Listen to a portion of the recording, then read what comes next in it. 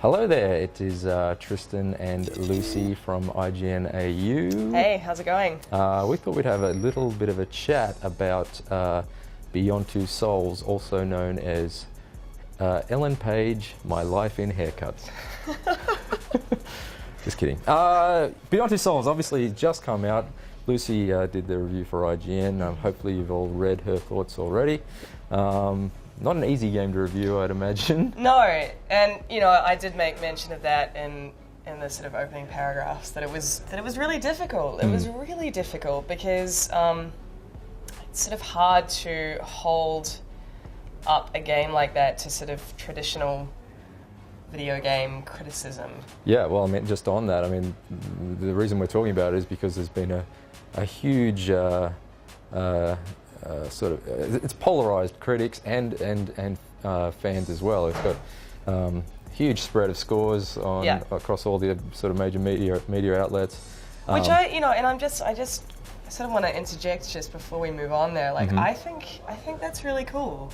Like, absolutely. I like. It's rare. It's rare in gaming. It is rare, and I think to some degree, I think it's more interesting when you've got a game, on the one hand where it's getting a 9 over at GameSpot, 8 over at Polygon, 6 obviously at IGN, 5 at Edge.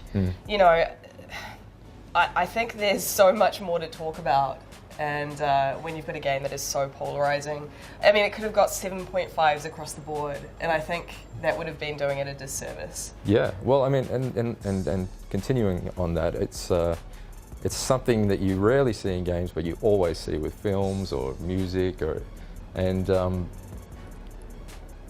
I mean, in this instance, is it because the game is quite low on sort of player agency and interaction, and there's more scrutiny on the story and the performances, so basically it is like a big movie. Well, it's an interactive drama, and I'm a big fan of it. This is one thing a lot of readers have sort of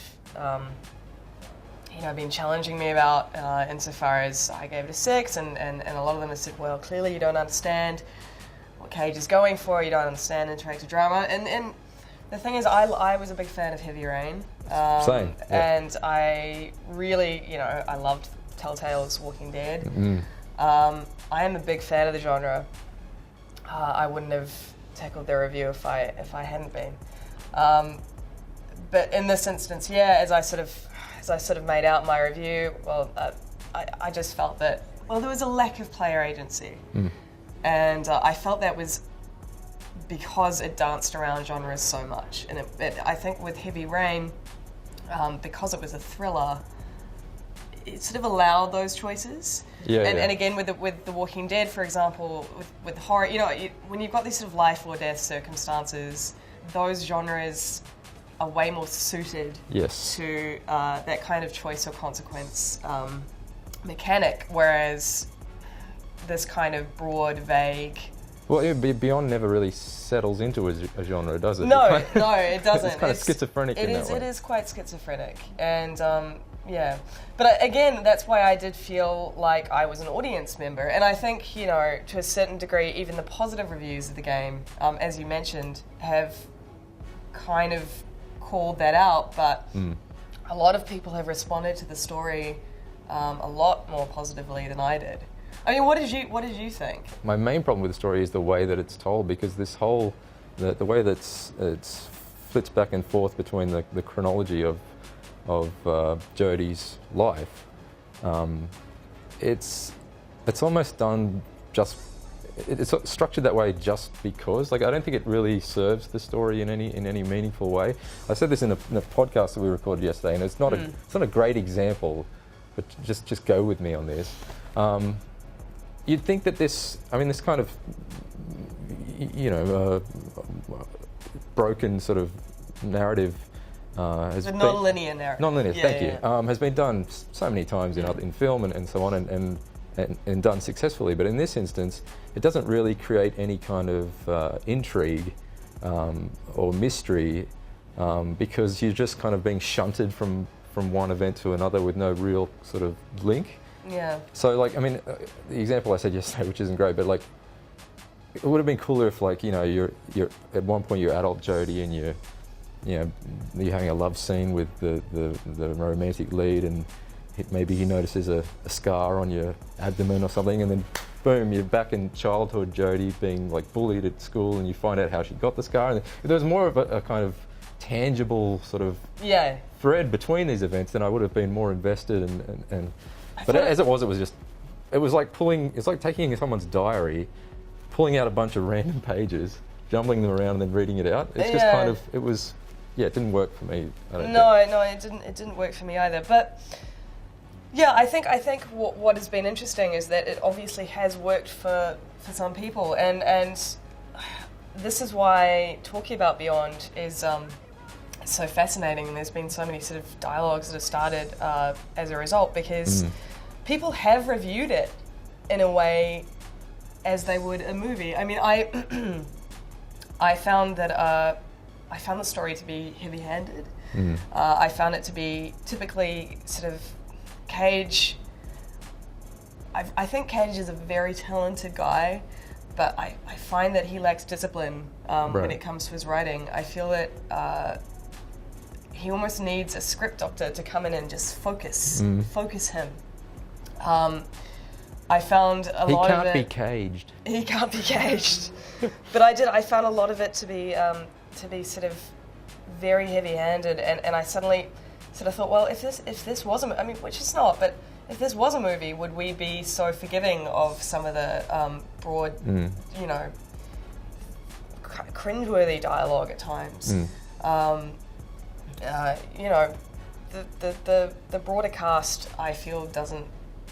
I mean, Ellen Page is great, but Ellen Page is amazing, but yeah, I agree. The most of the supporting cast are very one-dimensional and not very good. I mean, like I'm not an actor. I've got no idea how to act, but I imagine acting in a motion capture studio is particularly difficult. You know, there's a reason why Andy Serkis is like the only motion capture actor He's you can think of. the go-to guy. Because not everyone can do it. But yeah, Ellen Page is great. But yeah, everyone else is just... I just sort of felt that, it's been interesting, because obviously some people have found the story to be really profound. Which to be completely honest, I didn't expect. Like, I sort of thought, oh God, well, surely everyone is going to...